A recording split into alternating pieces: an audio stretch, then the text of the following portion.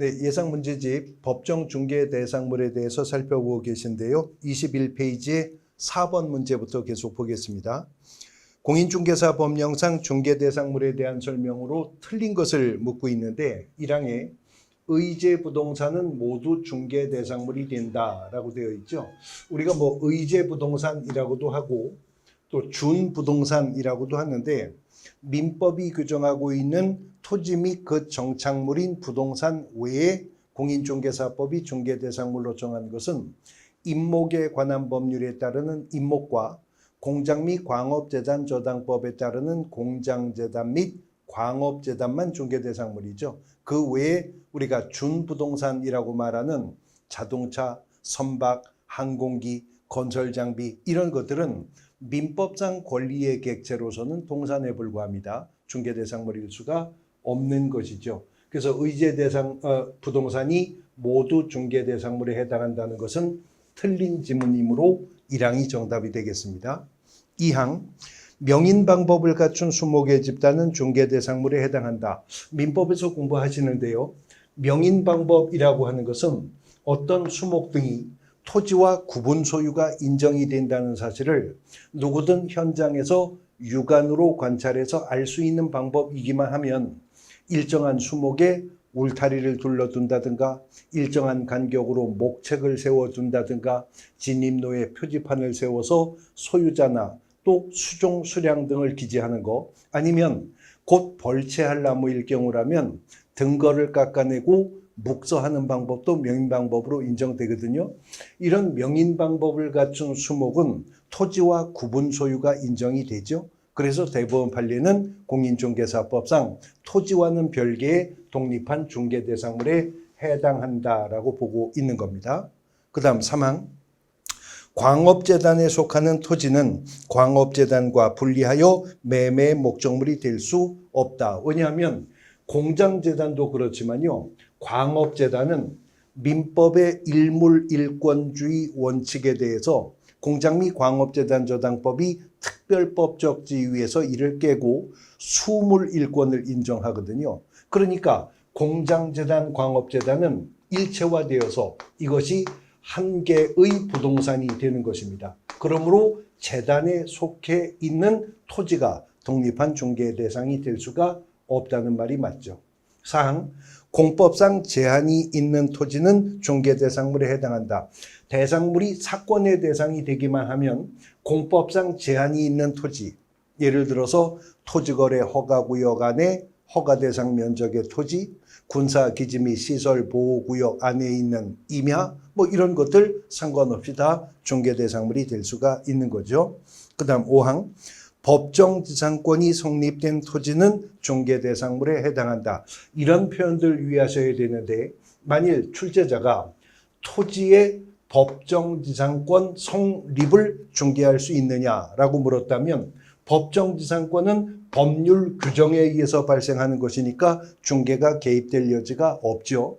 그런데 법정지상권이 성립된 토지 그러면 뭘 물어보는 거예요? 토지를 물어보는 겁니다. 토지가 사법상 제한을 받고 있어도 얼마든지 중개할 수 있죠. 같은 유형으로 문제가 출제가 된 적이 있는데요.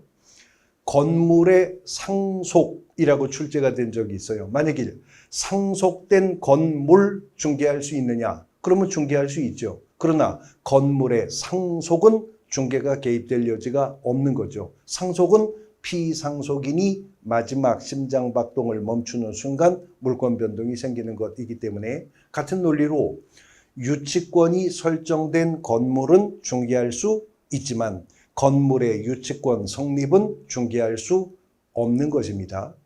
임야의 분묘기지권 성립은 중개할 수 없지만 분묘기지권이 성립된 임야는 중개할 수 있는 것입니다. 이런 유형의 문제들이 자주 또 출제가 되고 있어요.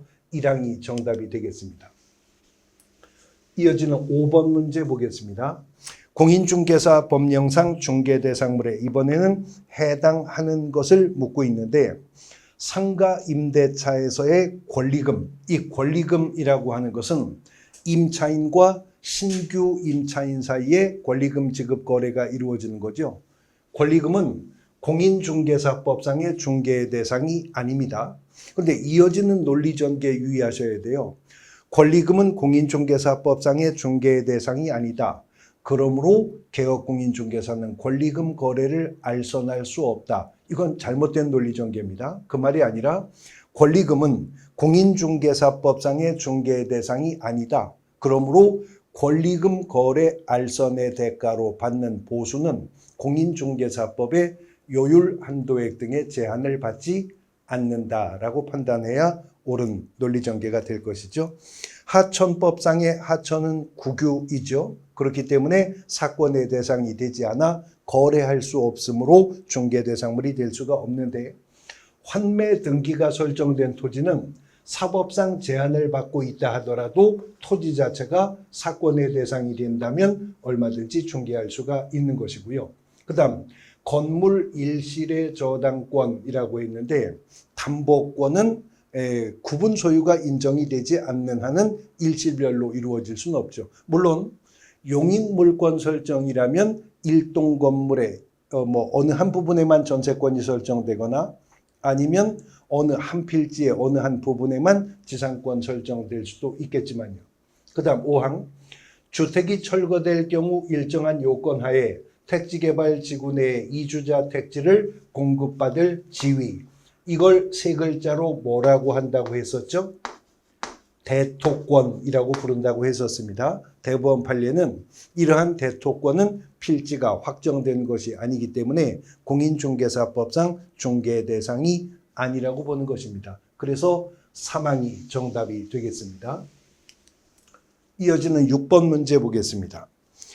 공인중개사 법령상 중개대상물과 중개대상 권리에 대한 설명으로 옳지 않은 것은, 틀린 것을 묻고 있는데요.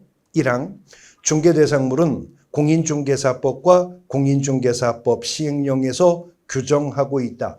공인중개사법이 직접 규정하고 있는 것이 토지, 건축물 그 밖의 토지의 정착물이고, 공인중개사법의 위임을 받아 시행령이 정한 중개대상물이 임목, 공장재단 및 광업재단이었었던 것이죠. 맞는 말이고요.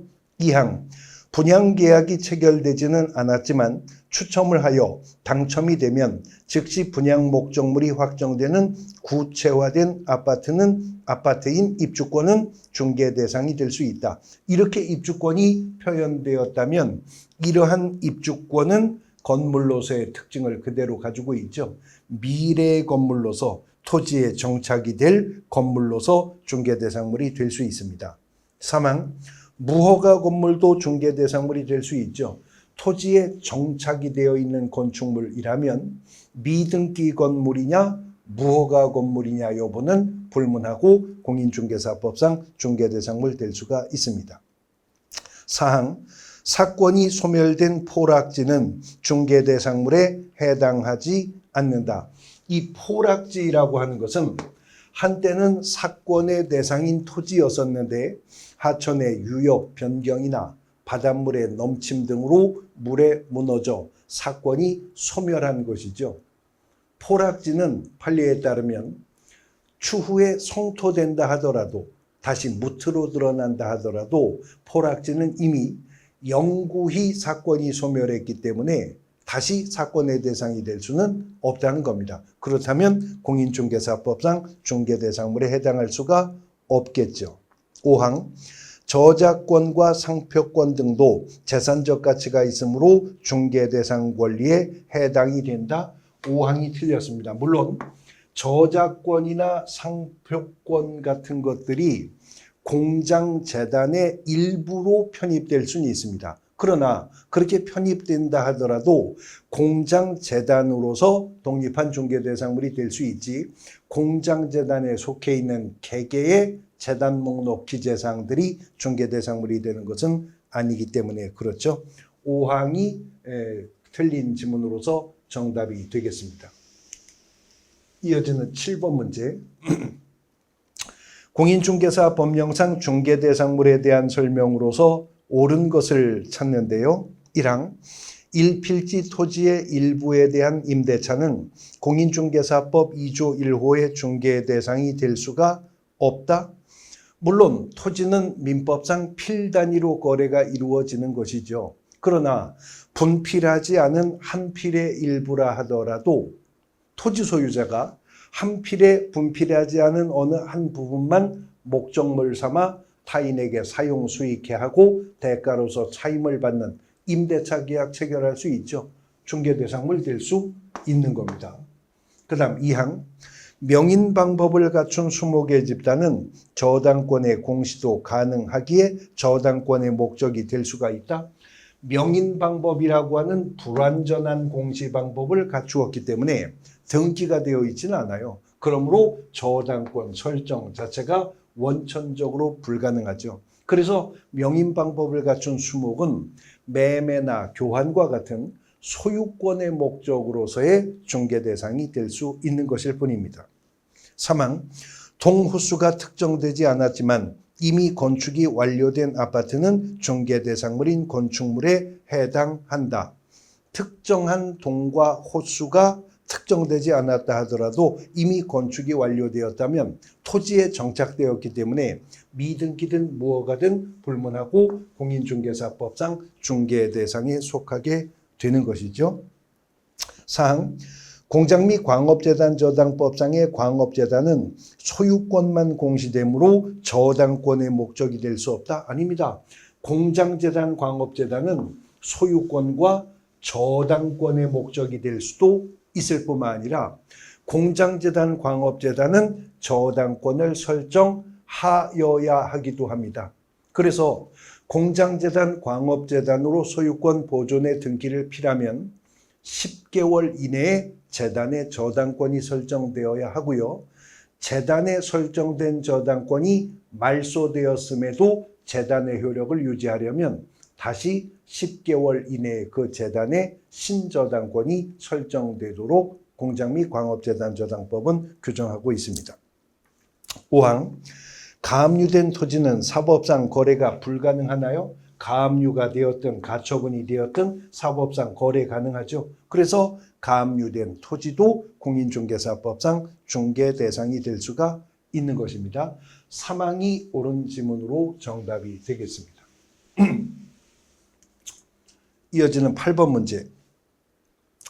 공인중개사 법령상 중개대상물에 해당하는 것을 모두 고른 것은 기억, 동호수가 특정되어 분양계약이 체결된 아파트 분양권은 토지에 정착이 될 건물로서 공인중개사법상 중개대상물 될 수가 있겠고요.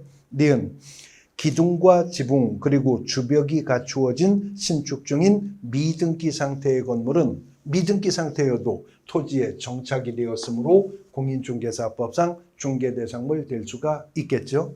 디귿 아파트 추첨기일에 신청하여 당첨되면 아파트 분양 예정자로 선정될 수 있는 지위인 입주권. 입주권이 이렇게 표현되었다면 관계법령에 의해서 양도알선이 금지되는 부동산 분양임대 등과 관련 있는 증서에 해당하는 거죠.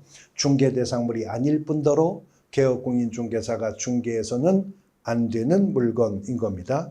리을 주택이 철거될 경우에 일정한 요건하에 택지개발지구 내에서 이주자 택지를 공급받을 지위인 대토권 여러 번 출제가 되고 있고요. 대법원 판례인데 공인중개사법상 중개대상 아니었었던 거죠. 해당하는 것을 모두 고르라고 했으니까 기억과 니은 1항 지문이 정답이 될 것입니다. 9번 문제입니다. 임목에 관한 법률에 의한 임목에 대한 설명 중에서 틀린 것은 1항 임목이란 토지에 부착된 20개 집단으로서 그 소유자가 이 법에 따라 소유권 보존의 등기를 받은 것을 말한다. 등기가 된 20개 집단을 임목이라고 부르는 거 맞습니다. 2항 임목의 소유자는 토지와 분리하여 임목을 양도하거나 저당권의 목적으로 할 수 있다. 임목은 토지와는 완전히 별개의 독립한 부동산이기 때문에 토지 소유권이나 지상권 처분에도 전혀 영향을 받지 않는 거죠. 3항 토지 소유권 또는 지상권 처분의 효력이 임목에 미친다. 그래서 틀린 거죠. 임목은 토지와는 완전히 별개의 독립한 부동산이기 때문에 토지 소유권이나 지상권 처분에도 영향을 받지 않게 되는 겁니다.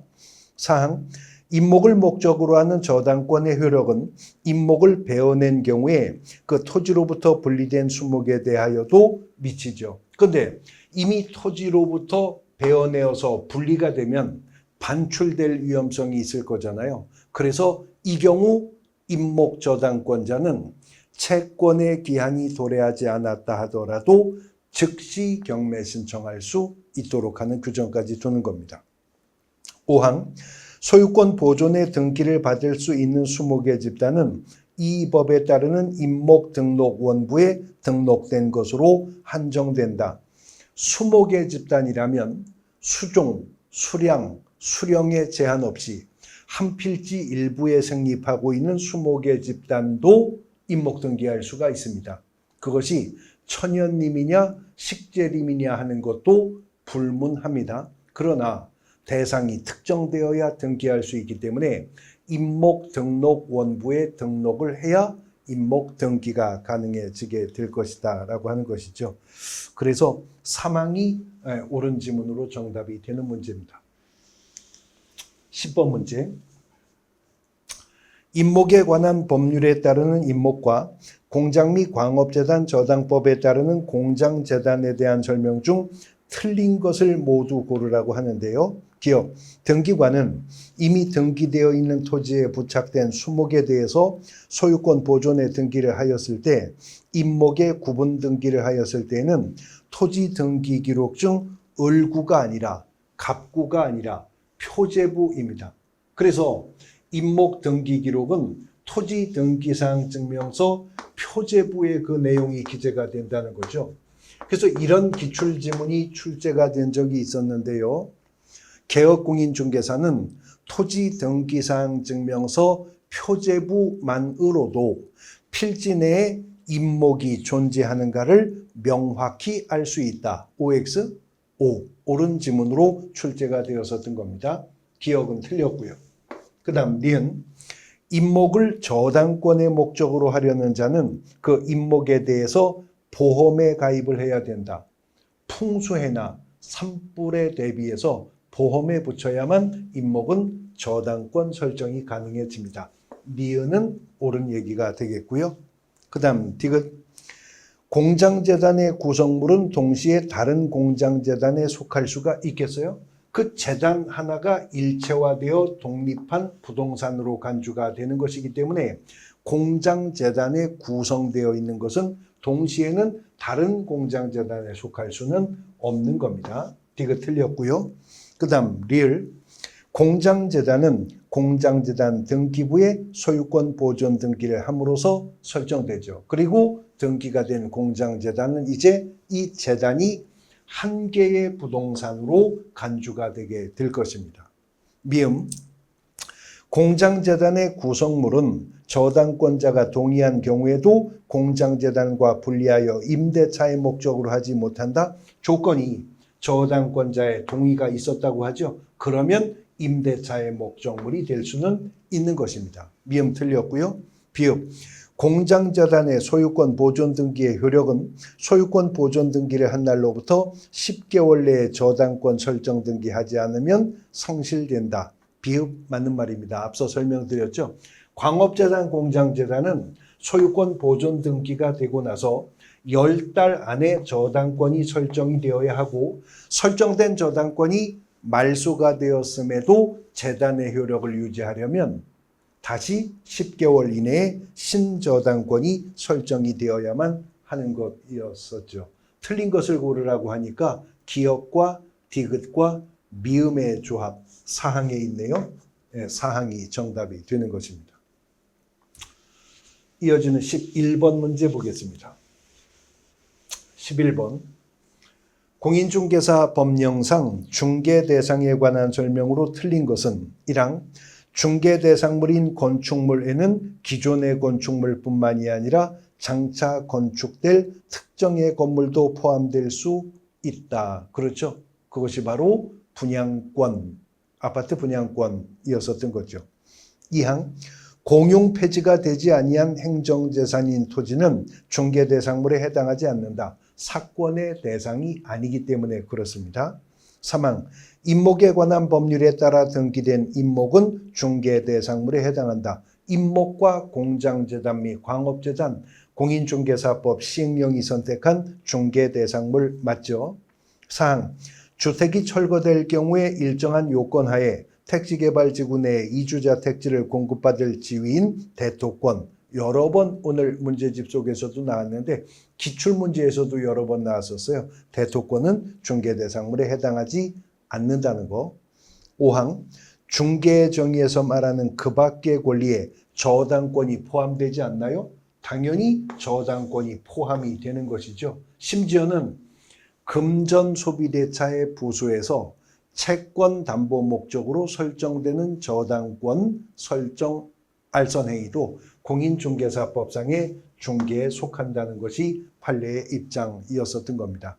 5항이 틀린 지문으로서 정답이 되겠습니다. 공인중개사법 3조와 동법 시행령 2조가 규정하고 있는 법정 중개 대상물 관련된 문제 살펴보셨고요. 이제 두 번째 챕터로 넘어갑니다. 공인중개사법 4조 이후로 이 공인중개사 자격제도와 관련된 문제들이 이제 나오게 되는데요. 먼저 대표 문제 보도록 하시죠. 공인중개사 법령상 공인중개사 자격증에 관한 설명으로 틀린 것은 1항.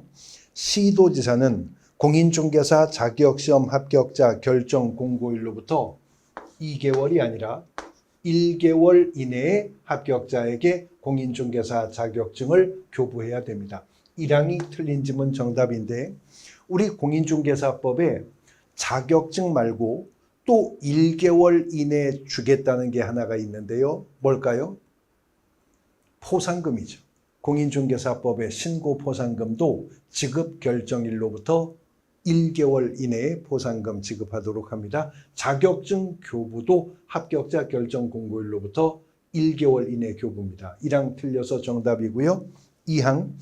공인중개사 자격증 재교부를 신청하는 자는 재교부 신청서를 자격증 교부한 시도지사에게 제출해야 됩니다. 그리고 최초의 자격증 교부는 응시할 때 이미 응시 수수료를 냈기 때문에 자격증 교부 시에는 행정수수료 납부 의무가 없었지만 자격증 재교부 신청할 때는 시도조례가 정하는, 다시 말해 지방자치단체 조례가 정하는 수수료 납부해야 되는 것입니다. 그 다음 사항. 사망. 공인중개사 자격증 재교부 신청하는 자 수수료 납부한다고 했고요. 사항. 공인중개사는 유상무상 여부를 불문하고 자기의 공인중개사 자격증을 양도해서는 안 되죠. 자격증 양도대여는 양도대여를 한 자도 양도대여를 받은 자도 모두 다 1년 이하의 징역 또는 1,000만 원 이하의 벌금형의 대상이 되고요. 자격증 양도대여는 자격 취소 처분 사유에도 속하게 되는 거죠. 5항.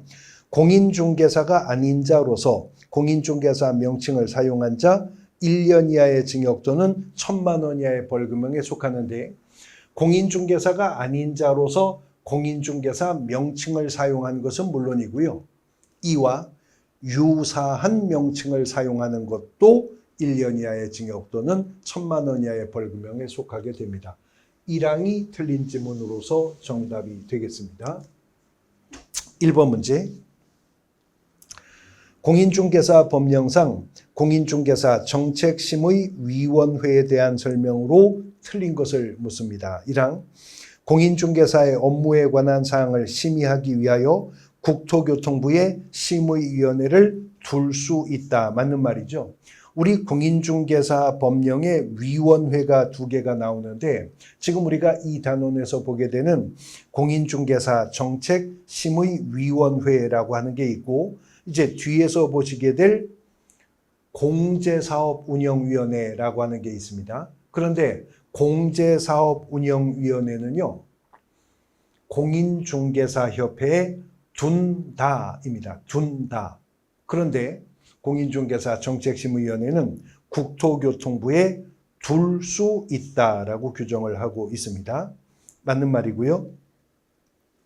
그 다음 2항 심의위원회에서 심의한 사항 중에 공인중개사 시험 등 공인중개사 자격 취득에 관한 사항의 경우에는 시도지사는 이에 따라야 한다. 왜냐하면 공인중개사 시험 시행기관이 시도지사인 것이기 때문에 그렇죠.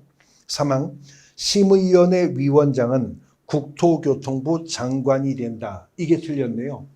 공인중개사 정책심의위원회 위원장은 국토교통부 장관이 아니라 국토교통부 제1차관이죠. 국토교통부 제1차관이 위원장이 되고 나머지 위원은 국토교통부 장관이 임명하거나 위촉하도록 하고 있는 겁니다. 4항 비영리 민간단체 지원법 제4조에 따라 등록한 비영리 민간단체에서 추천한 사람 심의위원회 위원 될 수 있죠. 5항 심의위원회는 위원장 1명을 포함하여 세븐일레븐이었었죠. 7명 이상 11명 이내의 위원으로 구성되게 되는 겁니다. 3항이 틀린 지문으로서 정답이 되겠습니다. 이어지는 2번 문제. 공인중개사 법령상 공인중개사 정책심의위원회 심의 의결사항이 아닌 것은 공인중개사 정책심의위원회 심의 의결사항이 4가지입니다. 1항 공인중개사 시험 등 공인중개사 자격 취득에 관한 사항, 그 다음에 2항 부동산 중개업의 육성에 관한 사항, 3항 중개보수 변경에 관한 사항, 4항 손해배상 책임의 보장 등에 관한 사항. 요 4가지입니다. 4가지. 그러니까 5항 공인중개사 자격 취소에 관한 사항이 정답이 되는 건데 이렇게 어떤 항목이 4가지, 어떤 기준이나 요건이 4가지로 정리가 되는 것은 오지선다용으로 출제되는 문제 특성상 출제위원 입장에서 아주 강한 출제 유혹을 느끼겠죠.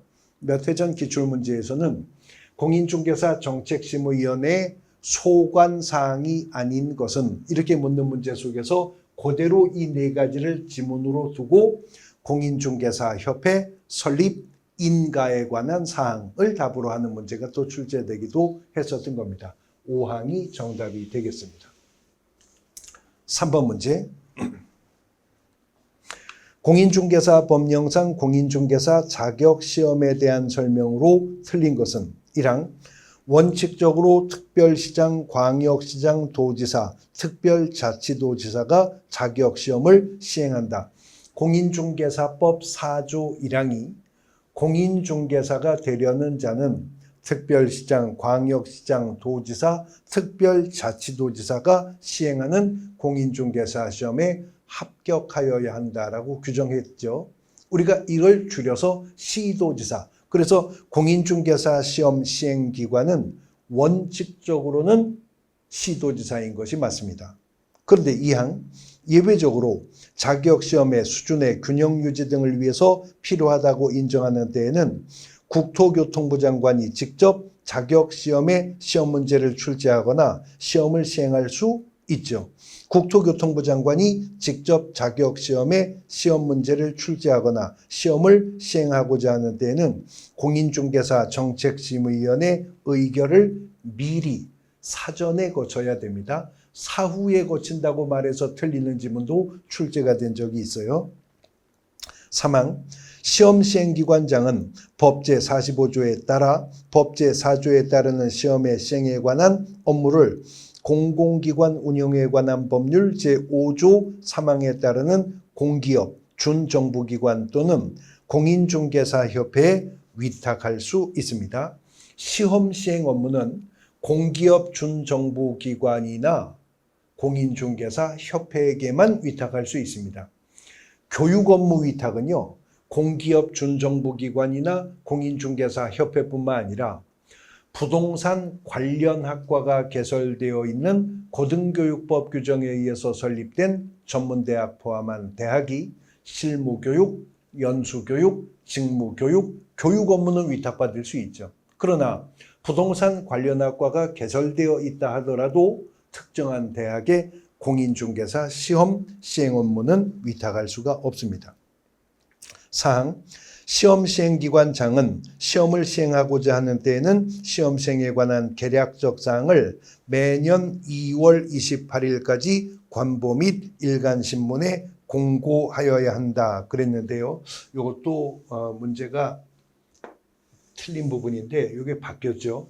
매년 2월 말일까지죠. 2월 뭐 그날이 그날이긴 하지만 입법상 표현이 달라져서 매년 2월 말일까지 관보, 방송 중 어느 하나에 공고하고 그 다음에 인터넷 홈페이지에도 공고하도록 하고 있습니다. 5항, 시험시행기관장은 자격시험에서 부정행위를 한 응시자에 대해서는 그 시험을 무효로 하고 시험시행일로부터 5년간 응시 자격을 정지한다. 부정행위로 적발되어서 시험 무효 처분을 받게 되면 시험 시행일로부터 5년이 아니라 그 무효 처분일로부터 5년간 응시 자격이 제한이 되는 거죠. 그래서 5항 틀린 지문이 됩니다만 세부적인 부분이지만 시험 공고는요. 개략적 사항은 매년 2월 말일까지라고 지금 표현이 개정되었습니다. 그리고 확정 공고는 시험 시행일 90일 전까지 공고하되 관보, 방송 등에 공고하고 인터넷 홈페이지에도 게시를 하도록 그렇게 바꾸었다는 거 살펴두셔야 될 부분이네요.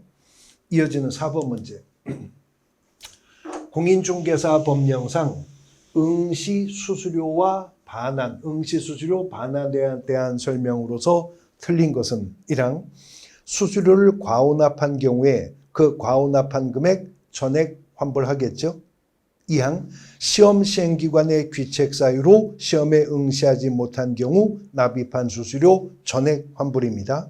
3항, 응시원서 접수기간 내에 접수를 취소하는 경우에도 역시 납입한 수수료 전액 환불인데 4항, 응시원서 접수 마감일로부터 7일 이내에 접수를 취소하는 경우에는 납입한 수수료의 100분의 60을 반환한다.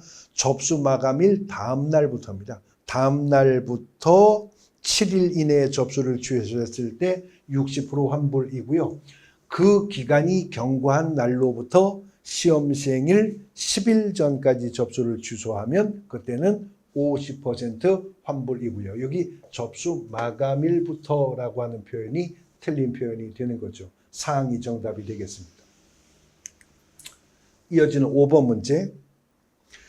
공인중개사 법령상 공인중개사 자격시험에 대한 설명으로 틀린 것은 1항, 시도지사가 시행하는 자격시험에 응시하는 자는 당의 지방자치단체 조례가 정하는 바에 따라 수수료 납부해야 된다. 맞습니다. 구체적으로는 해당 시도조례가 정하는 수수료 납부를 해야 될 겁니다.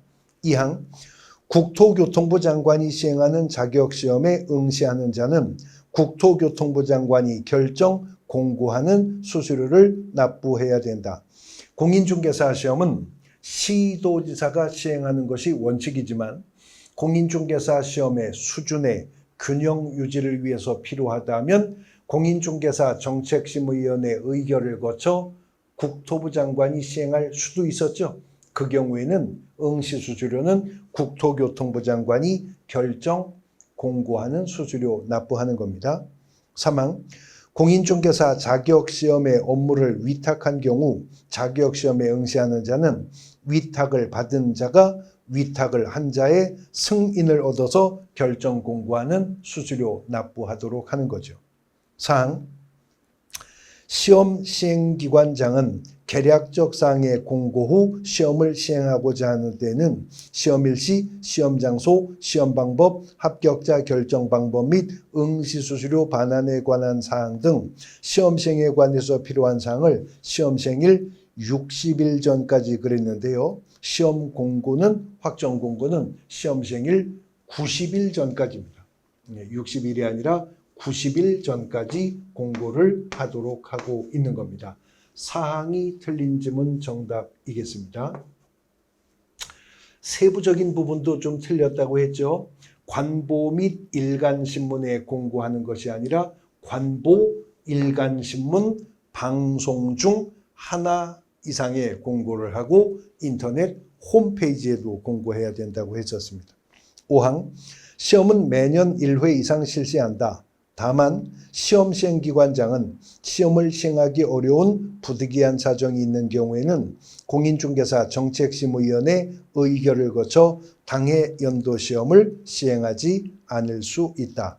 단 시험을 안 보고 건너뛰려면 공인중개사 정책심의위원회 사전 의결을 거쳐야 할 것입니다. 사항이 정답입니다. 이어지는 6번 문제. 공인중개사 법령상 공인중개사 자격시험에 응시할 수 없는 자는 그랬는데 응시 자격을 제한받는 경우는 딱 두 가지밖에 없죠. 공인중개사 자격 취소 처분을 받은 자, 자격 취소 처분을 받고 3년간, 그 다음에 시험에서 부정행위가 적발되어서 시험 무효 처분을 받게 되었다면 그 무효 처분을 받게 된 날로부터 5년간 여기에만 해당하지 않는 자라면 누구든 공인중개사 시험에 응시할 수가 있습니다. 자격이 취소되고 3년이 경과하지 아니한 자, 이 자는 공인중개사 시험에 응시할 수가 없겠죠. 그러나 미성년자, 19세에 달하지 아니한 자라 하더라도 공인중개사법상 등록의 결격사유에는 속하지만 응시 자격은 제한받지 않습니다. 공인중개사가 될 수가 있고요. 대한민국 국적을 보유하고 있지 않은 자, 외국인 말하는 건데 예전에는 외국인에게 응시 자격을 제한했었어요. 그러나 이제는 국적도 불문하기 때문에 외국인도 공인중개사 시험을 응시할 수 있습니다. 징역 1년에 집행유예 2년을 받고 유예기간 중에 있는 자라면 등록의 결격사유에 해당이 되는 것이죠. 2023년 올해 결격사유 규정이 이 부분이 개정이 되어서요. 집행유예를 받고 유예기간이 만료된 후에도 2년간 결격에 속하도록 하고 있습니다. 이게 2023년 올해 10월 19일 시행되는데 공인중개사 시험은 10월 28일 시험이 있기 때문에 시험 시행되기 전에 시행되는 내용이죠. 앞으로 수정해서 공부하셔야 될 부분인데 결격사유에는 속하지만 응시 자격은 애초부터 제한이 없었고요. 공인중개사 시험에 응시하려면 행위 능력자일 것을 요하지도 않습니다. 그러니까 비성년 후견인이든 비한정 후견인이든 불문하고 공인중개사 시험에 응시 가능하다는 거죠. 자격이 취소되고 나서 3년, 부정행위로 적발되고 나서 무효처분일로부터 5년, 이 둘 중에 어느 하나에 해당하는 자라면 공인중개사 시험에 응시 자격을 제한받게 될 것입니다. 7번 문제. 공인중개사 법령상 공인중개사 정책심의위원회 소관사항이 아닌 것은 1항 중개보수 변경에 관한 사항, 아까 4가지 심의 의결 사항 봤었죠. 근데 2항 공인중개사협회 설립 인가에 관한 것은 국토교통부 장관의 소관사항인 거지 이것이 공인중개사 정책심의위원회 소관사항이 되는 것은 아닌 것입니다. 그래서 2항이 정답이 되겠습니다. 심의위원회에 대해서 기피 신청을 받아들일 것인지 여부는 공인중개사 정책심의위원회가 기피 신청받은 위원을 제외한 나머지 위원끼리 심의해서 의결하는 사항인 것이고요. 공인중개사 자격시험에 관한 사항, 공인중개사 정책심의위원회 의결사항에 속하는 거 맞죠? 그 다음 공인중개사 자격증 교부와 재교부 관련된 문제인데요. 1번 공인중개사 법령의 내용에 대한 설명으로 옳은 것은 1항 시도지사는 시험 합격자 결정 공고일로부터 일주일 이내에 합격자에 관한 사항을 공인중개사 자격증 교부대장에 기재한 후 자격증을 교부해야 된다. 자격증 교부는 합격자 결정 공고일로부터 1개월 이내에 교부하는 것이었었죠. 2항 공인중개사 자격증을 처음으로 교부받는 자 당해 지자체 조례가 정하는 수수료 내야 돼요. 이미 응시 수수료 냈기 때문에 자격증 교부 시에는 수수료 안 냅니다. 재교부 받을 때 수수료 납부 의무가 있는 거죠. 사망, 공인중개사 자격증 재교부 신청은 사무소 소재지 시도지사가 아니라 교부한 시도지사에게 재교부 신청할 겁니다. 사항, 공인중개사 자격증 양도되어 한 자는 자격 취소 사유에 해당되고, 양도되어는 한 자도 받은 자도 모두 다 1년 이하의 징역 또는 1,000만 원 이하의 벌금형에 속할 겁니다. 사항이 정답이고요. 5항, 공인중개사가 스스로 몇 건의 중개 업무를 직접 수행했다면 실질적으로 무자격자로 하여금 공인중개사 명의로 공인중개사 업무를 수행하도록 한 것, 자격증 대여에 해당하지 않나요? 명백한 자격증 양도대여입니다. 자격은 취소될 것이고 1년 이하의 징역 또는 1,000만 원 이하의 벌금형의 대상이 되겠죠. 사항 정답입니다. 2번 문제. 공인중개사 법령상 공인중개사 자격 관련 제재에 대한 설명 중 옳은 것은 1항, 공인중개사가 아닌 자가 부동산 뉴스라는 명칭을 사용한 거 유사 명칭 사용 금지 위반이죠. 형벌은 1년 이하의 징역 또는 1,000만 원 이하의 벌금형이 맞습니다. 2항, 부정한 방법으로 공인중개사 자격을 취득한 경우 공인중개사 자격 취소는 언제나 기속 처분이기 때문에 자격을 취소하여야 한다라고만 표현이 될 수가 있는 거죠. 3항, 자격증 대여라 함은 다른 사람이 그 자격증을 이용하여 공인중개사로 행세하면서 공인중개사 업무를 행하려는 것을 알면서도 그에게 자격증 자체를 빌려주는 걸 말하는 거죠. 3항이 옳은 지문 정답이고요. 4항, 공인중개사인 개업 공인중개사의 경우 자격 취소 처분은 등록관청이 합니까? 언제나 시도지사가 하는데 교부한 시도지사가 취소 권한을 갖는 거죠. 5항, 공인중개사 자격증 양수 또는 대여받은 자는 형사처벌받지 않아요? 양도대여는 등록증이든 자격증이든 한자든 받은 자든 모두 다 1년 이하의 징역 또는 1,000만 원 이하의 벌금형의 대상이 될 것입니다.